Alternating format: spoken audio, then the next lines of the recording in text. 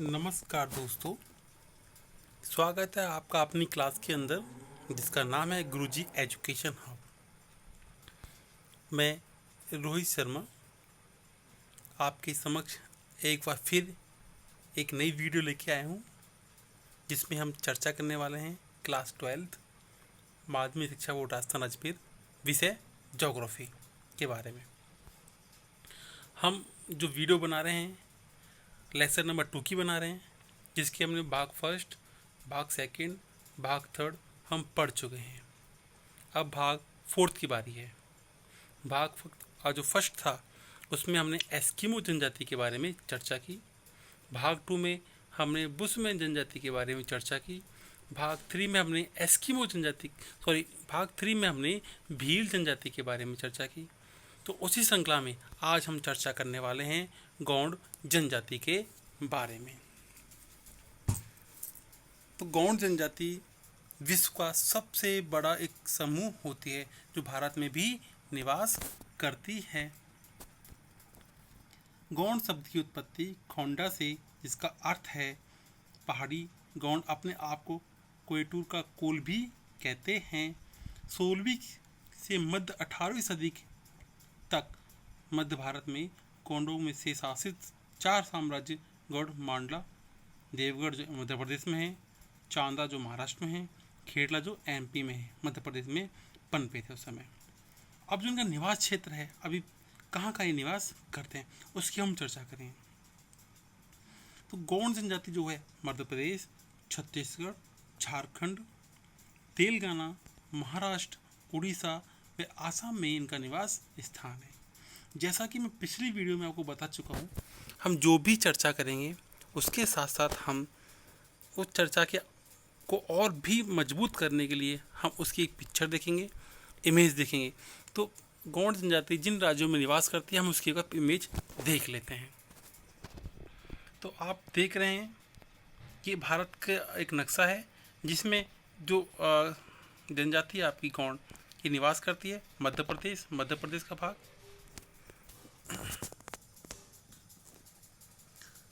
छत्तीसगढ़,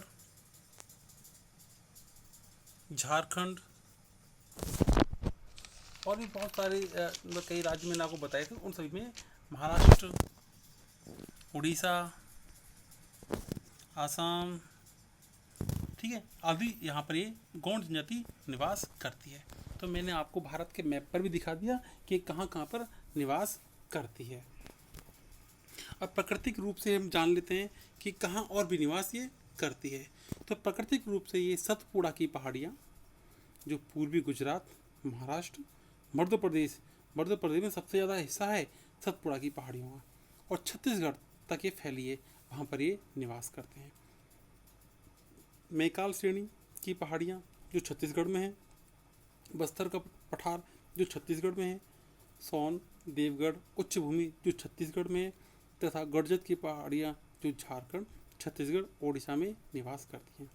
तो हम देखा जाए बेसिकली जो छत्तीसगढ़ कई स्थानों पर पाया, मतलब हम गौंड जनजाति का मुख्य स्थान आप पता चल पा रहा है कि छत्तीसगढ़ में ज़्यादा क्षेत्र इन्होंने लिया हुआ है। तो जो प्राकृतिक रूप से जो ये पहाड़ियाँ हमने पढ़ी हैं सतपुड़ा की, मैकाल की, तो इनको हम एक बार इनका एक इंडिया के मैप पर भी इनकी एक बार चर्चा कर लेते हैं। आप देख रहे हैं ये सतपुड़ा की पहाड़ियों का एक दृश्य है, कितना सुंदर प्राकृतिक दृश्य आपको दिखाई दे रहा है। यहाँ पर गौंड जनजाति निवास करती है। और ये मैप है, यहाँ इस मैप में आप देख सकते हैं सतपुड़ा की पहाड़ियाँ, ठीक है, विंध्याचल के पर्वत और महादेव की पहाड़ियों के बीच में है। और जो सतपुड़ा की पहाड़ियाँ हैं ये पूरी गुजरात से स्टार्ट होती हैं, महाराष्ट्र में होती हुई मध्य प्रदेश में, महाराष्ट्र में थोड़ा सा ये टच करती है, थोड़ा सा मध्य प्रदेश में सबसे ज़्यादा ये हिस्सा सतपुड़ा की पहाड़ियों का है। उसके बाद छत्तीसगढ़ तक ये इसका विस्तार है। फिर उसके बाद मैकाल पर्वत की श्रेणी उससे टच करते हुए स्टार्ट हो जाती है। तो यहाँ पर इस तरह ये मैंने आपको मैप पे दिखाया कि जो प्राकृतिक रूप से जो जिनका गौंड का निवास स्थान है उनका दृश्य मैंने आपको मैप पे ऊपर दिखाया है। और इन क्षेत्रों में जो देश की प्रमुख नदियाँ निकलती हैं जैसे नर्मदा, ताप्ती, सोन, महानदी या गोदावरी का उद्गम भी इन्हीं क्षेत्रों में हुआ है। अब हम आगे चर्चा करेंगे गौंड जनजाति के आर्थिक क्रियाकलाप के बारे में। तो इस जनजाति का मुख्य जो व्यवसाय है झूमिंग कृषि को स्थानांतरित कृषि भी कहते हैं। इसके बारे में हमने पिछली वीडियो में चर्चा कर चुके हैं। कृषि, आखेट, कुछ वन उत्पादक जो वन से उत्पादित होने वाले पदार्थ हैं उनका संग्रह करते हैं, पशुपालन करते हैं, मछली पकड़ने का कार्य भी गौड़ जनजाति के लोग करते हैं। आखेट में क्या करते हैं ये लोग? भारत में आखेट करना अब राजकीय नियमों से निषेध है, फिर भी ये लोग शिकार करते हैं, परंतु धीरे धीरे शिकार का स्थान अब कृषि ने ले लिया है। आप इमेज में देख सकते हैं गौड़ जनजाति के लोग किस तरह धनुष बाण से शिकार कर रहे हैं। अब हम बात करेंगे इनके भोजन की, कि भोजन में क्या खाना पसंद करते हैं। तो भोजन में कोदू व कुटकी जैसे स्थानीय अनाज गौड़ों के मुख्य खाद्यान्न हैं। सब्जियां घरों में उगाकर के जंगलों से प्राप्त करते हैं। उस सब जो होते हैं इनके त्यौहार पर चावल बनाते हैं। शिकार से प्राप्त जो होता है उसकी बलि देते हैं। जानवरों का मांस भी खाते हैं। गौड़ धूम्रपान भी करते हैं, मतलब बहुत ज़्यादा तंबाकू वगैरह भी पीते हैं, तथा महुआ से बनी शराब का सेवन भी करते हैं। अब हम नज़र डालते हैं गौड़ जनजाति के वस्त्र व आभूषण।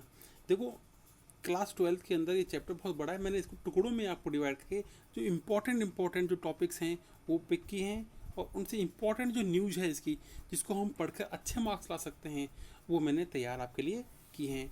तो इस वीडियो में अंत तक बने रहें और आपको मज़ा आता रहेगा। इसी तरह और भी कुछ आपको बुक्स पढ़ते हो समझ में नहीं आता, बहुत लेंथी बुक हो जाती है, तो उसके मैं नोट्स बनाकर यहाँ पे डाले हुए हैं। तो वस्त्र और आभूषण की हम चर्चा करेंगे।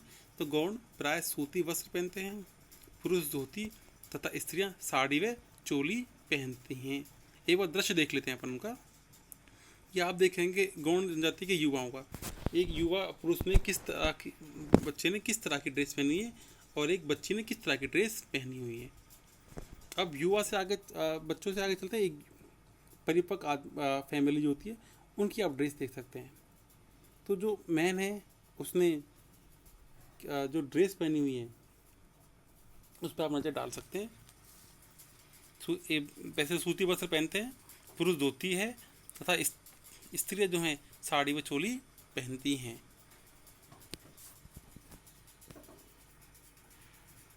पुरुष व स्त्रियां दोनों चांदी व एल्युमिनियम के गहने पहनना पसंद करती हैं। स्त्रियां कांच के रंग बिरंगी चूड़ियां व गले में काले मानकों व कोडों से बना हार भी पहनती हैं। देखो एक बार इसको भी देख लेते हैं। एक इमेज ये आप देख रहे हैं, गौड़ जनजाति बच्ची है जितने किस तरह अपने नाकों के अंदर आभूषण पहने हुए हैं। यहाँ एक महिला है गौड़ जनजाति की जो ज़्यादातर ये एल्युमिनियम के बने और चांदी के बने हुए गहने पहनते हैं। कांच के रंग बिरंगे चूड़ियाँ भी पहनती हैं। तो इन्होंने अभी चांदी के जो आपको देख रहे होंगे आभूषण इस महिला के गले में आप देख सकते हैं कि बहुत सारी मात्रा में चांदी भी पहनते हैं, एल्युमिनियम के बने हुए भी पहनते हैं। ये महिला आप देख सकते हैं इन्होंने किस तरह गले में आभूषण पहने हुए हैं। स्त्रियां जो होती हैं अक्सर शरीर पर गोदना गुदवाती है, मतलब सुई, एक प्रकार की सुई का उपयोग करके कलाकृतियाँ शरीर पे बनाई जाती हैं जो गौड़ जनजाति में बहुत प्रचलित हैं, और ये अपने शरीर पर बनवाती हैं जिससे बुरी नज़र वगैरह से अपने आप को बचाने के लिए ये कार्य करती हैं। लड़कियां अपने बालों के जूड़े में सफ़ेद बांस से बने आधे दर्जन तक कंघे भी रखती हैं। आप देख सकते हैं गौड़ जनजाति की महिला किस तरह अपने पीठ पे उसने गोदान करवाया है। ठीक है, ये महिला आप देख सकते हैं गौड़ जनजाति की महिला जिसने अपने शरीर पे गोदाना करवाया है, मतलब एक प्रकार की सुई और इंक के द्वारा शरीर पर कलाकृतियाँ बनाई जाती हैं जिसे गोदाना कहते हैं। बहुत दर्द होता है इसे कराते समय भी। अब हम चर्चा करेंगे कि गौड़ जनजाति का निवास कहाँ कहाँ पर, कैसे निवास करते हैं, क्या कैसे इनके मकान होते हैं। तो गौड़ नंगले अर्थात पल्ली और छोटे छोटे गांवों में रहते हैं। गृह प्रवेश के लिए सुगुल निकाल कर उत्सव मनाते हैं। बतख या मुर्गी की बलि भी दी जाती है। इनका घर घास फूस व मिट्टी के बने होते हैं जिसमें रहने का कमरा, रसोई, बरामदा या पूजा घर जरूर होता है। अब इनका एक घर का हम दृश्य देख लेते हैं। तो इस तरह के गौड़ जनजाति का घर होता है जो घास फूस का बना होता है। और घर में क्या क्या होता है इनके, पूजा घर भी होता है, रसोई भी होती है, बरामदा भी होता है, कमरा भी इनके घर में जरूर आपको मिलेगा। और जब उत्सव मनाते, जब एक घर बनाने के बाद एक शगुन निकालते हैं, उसमें उत्सव बनाते हैं और गृह प्रवेश करते हैं। तो आप देख सकते हैं इसी पिक्चर के अंदर कि एक गौड़ जनजाति का जो लोग हैं गृह प्रवेश के समय किस तरह उत्सव मना रहे हैं, और उत्सव के समय ये बतख या मुर्गी की बलि भी देते हैं। अब हम बात करते हैं कि औजार व बर्तन की। जो गौड़ जनजाति के स्थानीय कारीगर लुहार द्वारा बनाए गए फालियाँ, खुरपी, फावड़ा, दराती, कुल्हाड़ी व तीरों का उपयोग करते हैं। लकड़ी का सामान स्वयं बनाते हैं, जिसमें चारपाई तथा लकड़ी के स्टूल होते हैं। दरियाँ बैठने व सोने के लिए काम में ले ली जाते हैं। बहुत अच्छे मतलब कारीगर होते हैं। आप देख लेते हैं कौन कौन से इनके औजार हैं। इसी प्रकार के गौड़ जनजाति के द्वारा उपयोग में लिए जाने वाले औजारों के एक चित्र है, जिसके अंदर आप देख पा रहे हैं फलियाँ हैं, खुरपी, फावड़ा, दराती, कुल्हाड़ी, तीर आदि का उपयोग ये शिकार के लिए भी करते हैं। अब हम बात करते हैं कि समाज व संस्कृति की। तो गौड़ पितृसत्तात्मक समाज की रचना में रहते हैं, मतलब इनके घर का जो मुखिया होता है वो पुरुष होता है। पिता की मृत्यु के बाद संपूर्ण संपत्ति पुत्रों में बांट दी जाती है। सबसे बुजुर्ग पुरुष परिवार का मुखिया होता है। गौड़ में सेवा विवाह, विनियम विवाह, हरण विवाह तथा विधवा विवाह का प्रचलन भी है। तो विनियम विवाह मतलब व्यापार, विनियम विवाह का मतलब होता है व्यापार, मतलब आदान प्रदान करना। ये एक क्या, ये गौड़ जनजाति अपने आपस में आदान प्रदान भी करके शादी कर लेते हैं। इन लोगों में विवाह जल स्रोतों के निकट अथवा आम के वृक्ष के नीचे किया जाता है। गांव के मुखिया को पटेल कहते हैं अथवा मुखादम, तथा गांव के चौकीदारों को कोतवार कहते हैं। आपसी विवादों का निपटारा गांव की पंचायत करती है। गांव के पुजारी व पुरोहित को देवारी कहा जाता है। गौड़ में साक्षरता बहुत कम है। स्त्रियां की साक्षरता बिल्कुल नगण्य है, 0 है।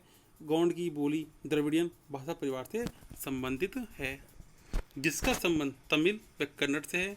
कई गौड़ हिंदी, मराठी व तेलुगु भी बोलते हैं। गौड़ लोग नृत्य व गीतों के साथ उत्सव मनाते हैं। स्त्री या पुरुष दोनों साथ साथ नाचते हैं। धुलिया गौड़ की प्रमुख गायक जाति है। तो एक बार इनके नृत्य ये कैसे करते हैं इसकी भी हम एक बार इमेज देख लेते हैं। तो आप यहाँ देख रहे होंगे स्त्री और पुरुष आपस में मिलकर नृत्य कर रहे हैं। ये नृत्य की तैयारी है गौड़ महिलाओं के द्वारा। तो धूले जो धूलिया इनकी प्रमुख गायक जाति होती है, जो उत्सवों पर गायन का कार्य करती है। गौड़ जो होते हैं मुर्गों को आपस में लड़ाकर अपना मनोरंजन करते हैं। बड़ा देव जी, शंभू, महादेव, पासा पैन इनके मुख्य देवता हैं। आप इनके बारे में हम एक थोड़ा सा इसकी एक पिक्चर व्यू देख लेते हैं। इस पिक्चर में आप देख पा रहे हैं कि किस प्रकार ये मुर्गों को लड़ने के लिए तैयार करते हैं। जब मुर्गे को फाइट होती है, आपस में झगड़ा करते हैं, मुर्गे जीतते हैं, तो ये बहुत अपना इसमें इसका बहुत मनोरंजन होता है। ये इनके मनोरंजन का साधन है। और हमने बात की थी बड़ा देव जी, श्री शंभू महादेव व परसा पैन इनके मुख्य देवता हैं। इनके हम इमेज एक बार देख लेते हैं। इस तरह इन्होंने एक आकृति बनाई हुई है जो इनके देवता इनकी पूजा करते हैं। आप देखेंगे परसा पैन इनके देवता हैं जिनकी ये पूजा करते हैं, कि मुख्य देवता हैं। इसके बाद हम आगे चलते हैं इसी श्रृंखला के अंदर। तो शीतला माता व छोटी माता देवी की भी ये पूजा करते हैं। देवी देवताओं को प्रसन्न करने के लिए भेड़ बकरियों की बलि देते हैं। जादू टोनों का प्रचलन भी है। अधिकांश गौड़ हिंदू हैं, पर कुछ लोग प्रकृति पूजक भी हैं, इसलिए जो व्यक्ति मर जाता है उसको दफनाते भी और जलाते भी हैं। गौड़ लोग काली, तेंतेश्वरी व बड़ा देव को नर बलि भी देते हैं, जिसे 19वीं सदी में अंग्रेजों ने प्रतिबंधित कर दिया था।